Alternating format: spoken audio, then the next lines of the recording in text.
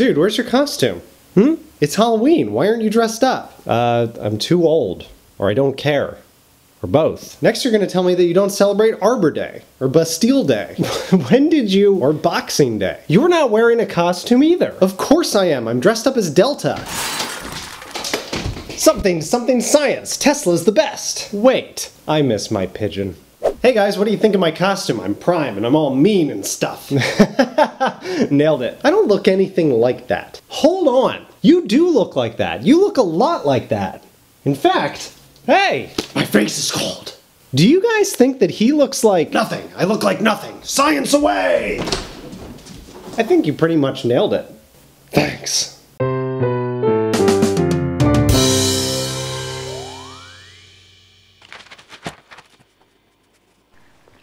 This week. Hey everyone, welcome back to 5 Things. I'm sorry there was no new episode last week, but there was a little video that my clones put together. If you haven't seen it, check it out right there. I'll wait. Okay, I'm done waiting. It's Halloween! I mean, it was Halloween when this video was shot, and now it isn't. I'm sorry I'm late to the party. I got sick. My cat threw up. My car got a flat. My dog ate my homework. My head fell off.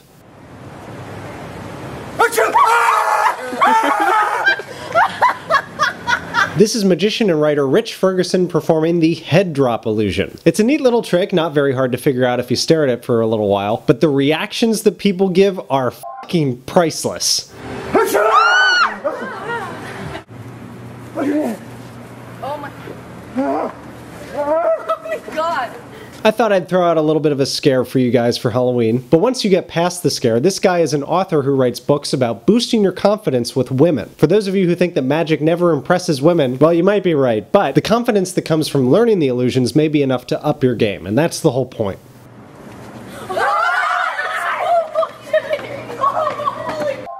Since the news broke the other day of Disney's acquisition of Lucasfilm, many people have been asking me for my opinion on the matter. And frankly, I'm too damn emotional right now to even talk about it. But as a matter of coincidental timing, I have dressed up as Darth Vader for Halloween several times. And even though this video was posted a year ago for a promotion of Star Tours at Disneyland, it seems especially relevant now.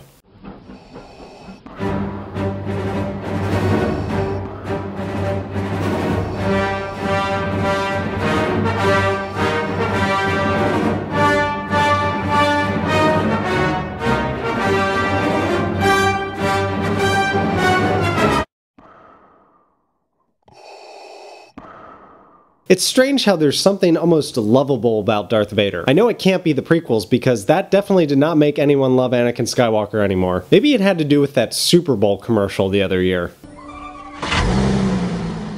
In any case, the thought of Darth Vader spending a day at Disneyland while he waits for Star Tours to open is hilarious.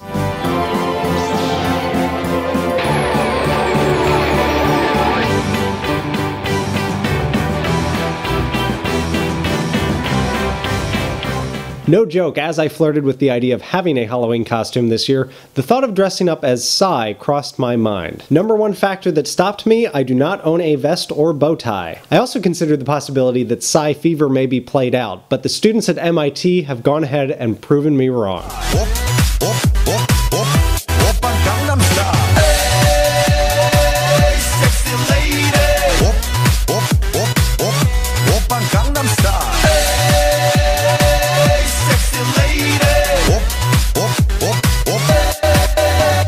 This video is put together by students, faculty, and clubs at MIT in Boston. And as far as Gangnam Style parodies go, this one has some great epic moments. First of all, the school's a cappella group, The Logarithms.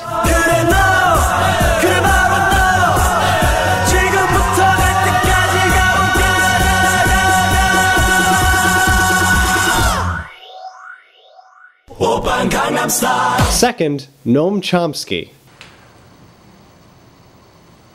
And third, well, after Noam Chomsky, do you really need anything else? It's f***ing Noam Chomsky. Open Chomsky style. YouTube has changed the way that we view videos on the internet forever. But even before YouTube, Rooster Teeth was posting their series Red vs. Blue on their own website. Hey. Yeah? You ever wonder why we're here? Bernie Burns, one of the founders of Rooster Teeth, based his model on Homestar Runner, one of my favorite websites on the internet since its inception. And over on the YouTube channel Machinima, you can check out a 3-part documentary exploring the origins of Rooster Teeth. And when he came up with the idea for Red versus Blue, he would just call me and say, hey, I need you to record some lines. I'm like, should I go to a studio or something? It's like, no, let's just do it right now. Shouldn't we help him? Nah, that would just ruin the moment. It's an incredibly powerful and nostalgia-inducing story. And I gotta be honest, it did make me tear up a little. Shut up! As of now, the first 2 parts of Red vs. Blue vs. Hollywood are posted. The third will follow in a week or so. Our tech guy, Gus, he would watch the way people would hit the video, and he could see the IP addresses coming in. Well, one day, there was a hit from Microsoft.com, and then there was like 3 or 4 hits from Microsoft.com. Then there was about 1,000 that all of a sudden just like a flood of them coming in. And finally, this week on It Came From Reddit is the music video for 2 Reasons by the band Young Rival.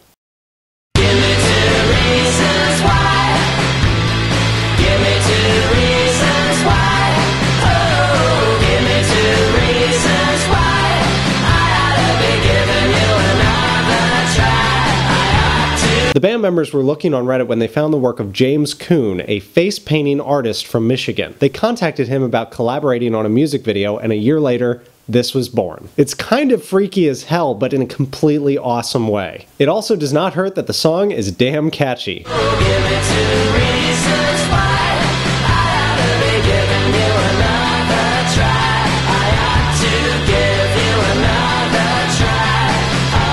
And that does it for 5 Things this week. Thank you very much for watching. Make sure you follow me on Twitter at shawnvmartin so that we can chat. Look for the 5 Things podcast this weekend where Alicia and I will be discussing the entire Paranormal Activity franchise. Subscribe to my news channel to stay posted on my daily doings, and I'll see you next week.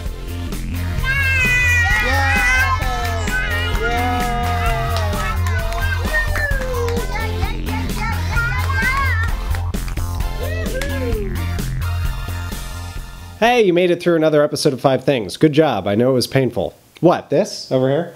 This is a C-3PO figurine that I got at the National Air and Space Museum in Washington, D.C. when I was in 6th grade, and my class went on a field trip to the National Mall, which is where all the Smithsonian museums are. And it was the particular year that The Phantom Menace was about to come out, and the Star Wars exhibit was touring the country. And it was installed at the moment at Air and Space, and I bought several little trinkets, including C-3PO as a 3-inch tall figurine. On the last episode of 5 Things, many of you correctly guessed that the background was the Mage Tower from the Mage District in Stormwind, in Minecraft, inside World of Warcraft. You got it. Very nice. I also asked you to identify the color of the Golden Gate Bridge in San Francisco. I said that many of you were going to guess the wrong color and then Google it and be surprised that you were wrong.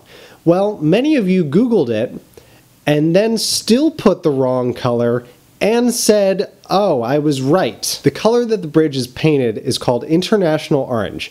You can find images on Google Image Search that make it very clear that it is orange, not red, which it appears in many, many, many, many photos. But I just thought it was really weird that many of you said red, then Googled it, then left another comment that was like, yeah, I was right, it was red. No, you're wrong. Anyway, what's that? Check out some of the other stuff I've been working on this week on my left, your right. Check out the latest 5 Things podcast. Alicia and I discuss our trip to the Big Apple to go see Louis C.K. We also spent some time in the American Museum of Natural History, which is the museum that houses the planetarium that Neil deGrasse Tyson oversees, which is pretty f***ing cool. In the middle, we've got that little video that Prime and Delta put together. Thank you guys for taking care of that last week. See, if you missed it at the beginning, you get your second chance right now. And on the bottom, we have the latest episode of me farting around in Minecraft. This is my initial impressions of Minecraft 1.4.2. It is a 70-minute long video. And a lot of it is just me mumbling through it because I've kind of got a little bit of a cold, and it was even worse on that day, so I apologize for my mutterings. Anyway, check out some of that stuff, or none of it. See if I care. Okay, I care a little bit. Check it out, please. I worked on it. Hard. I did some stuff.